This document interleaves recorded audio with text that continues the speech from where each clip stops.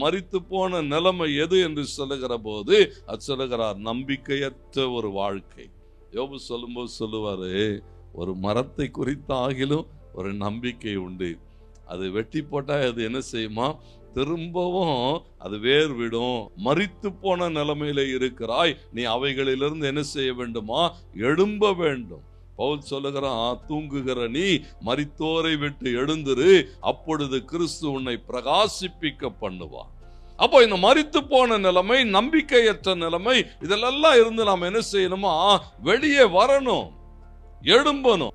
அப்போ இந்த நம்பிக்கை உயிரடைய வேண்டும், இந்த நம்பிக்கை என்ன செய்ய வேண்டும், மாற்றம் அடைய வேண்டும். அப்போ இந்த மரித்து போன நிலைமையிலிருந்து எழும்ப வேண்டுமானால் கர்த்தர் சொல்றது கேள், கர்த்தருடைய வார்த்தையே கேள்.